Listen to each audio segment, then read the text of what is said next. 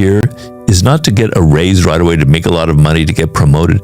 The job is to learn skills, to observe how people are, to observe the power game, and to master it early and slowly by observing what's going on around you and not being in a hurry to impress people. So that's how I would navigate that. And then one day, the boss, this woman, she kind of chewed me out in a meeting. Like, Robert, you've got an attitude. You're not paying attention. This is very important that you listen to what's going on in this meeting. And it was a very boring meeting. And in my head, I'm going, what the hell does this matter whether I'm listening to your stupid meeting when I'm getting 80% of the stories here, right? Isn't that more important than pretending to listen so closely to your dumb meeting? Well, several months later, I was fired. And I was fired basically because of that kind of attitude.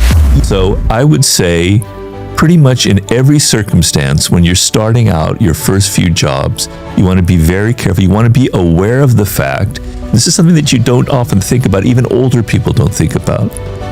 Everybody has an ego.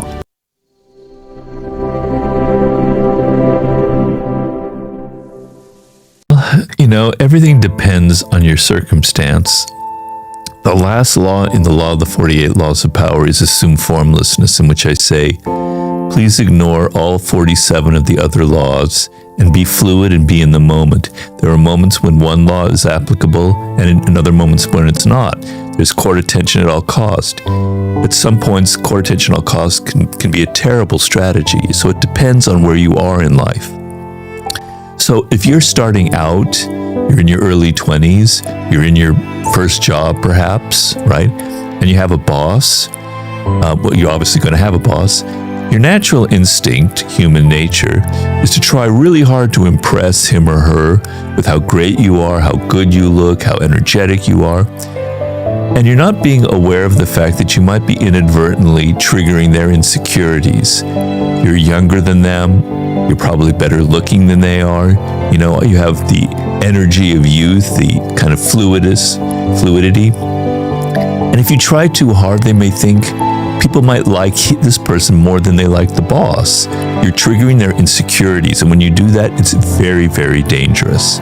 So I would say pretty much in every circumstance, when you're starting out your first few jobs, you want to be very careful. You want to be aware of the fact, this is something that you don't often think about, even older people don't think about.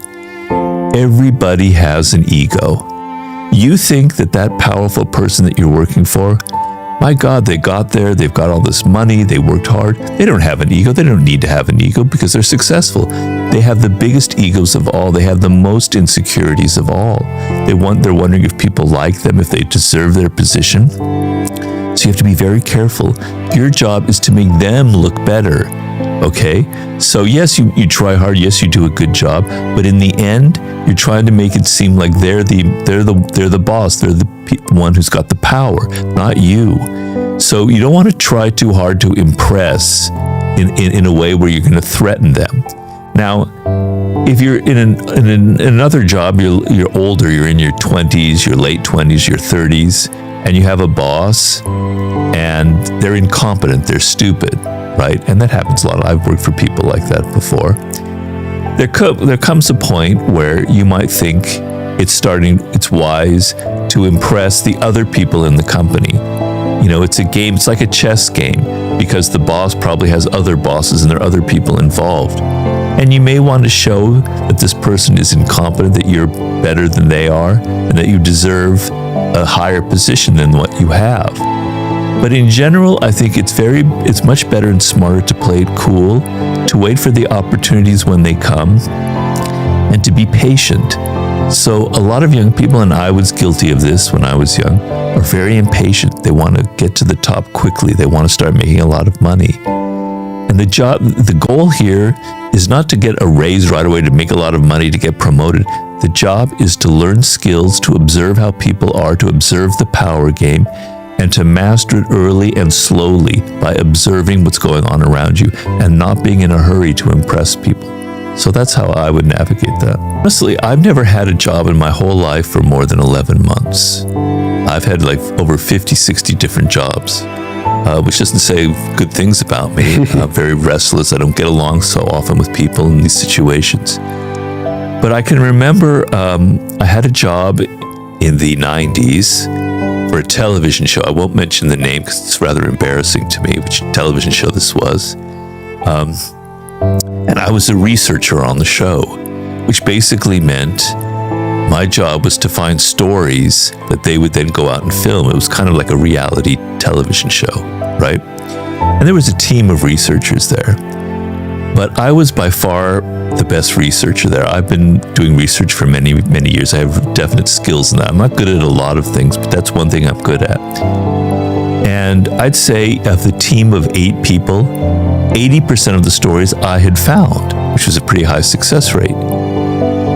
And then one day, the boss, this woman, she kind of chewed me out in a meeting. Like, Robert, you've got an attitude. You're not paying attention. This is very important that you listen to what's going on in this meeting. And it was a very boring meeting. And in my head, I'm going, what the hell does this matter whether I'm listening to your stupid meeting when I'm getting 80% of the stories here, right? Isn't that more important than pretending to listen so closely to your dumb meeting? Well, several months later, I was fired. And I was fired basically because of that kind of attitude, even though the results were there. So I violated the very law that I'm telling you about right now. But at that time, I didn't care because I hated that job. So they fired me and I was fine with that. I went on to my next job. That's not a good attitude for a lot of people in this day and age. I wouldn't advocate that you feel that way. But sometimes you get this idea, you enter the work world kind of naive, and you think that what matters is getting results, doing a good job. You know, if you're the one getting the results more than other people in the company, you should be promoted. That's a great thing. But it doesn't work that way. It's political. I wasn't being political with this woman. I wasn't impressing her. I wasn't brown-nosing with her. I wasn't telling her how great she was, how wonderful her meetings were, right? I was just doing my job, and I got fired. So you've got to be aware that people are playing political games. Whenever 3 people get together, this is something I say often, whenever 3 people are together in a group, there's politics, there's ego, there's battling. Who's the best? Who's better than this person?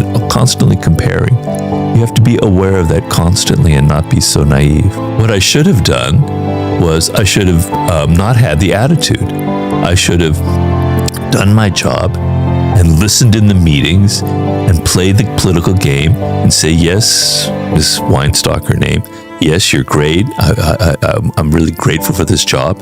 I would have been able to keep the job and I would have been promoted. But the problem was I hated the job. I hated the politic. I've hated it my whole life. So I probably unconsciously wanted to be fired. But if you're in a position like I was and you don't want to be fired, you do the job, you get the results, but you also play the political game, and then you're in a very secure position. So I was kind of stupid, I think.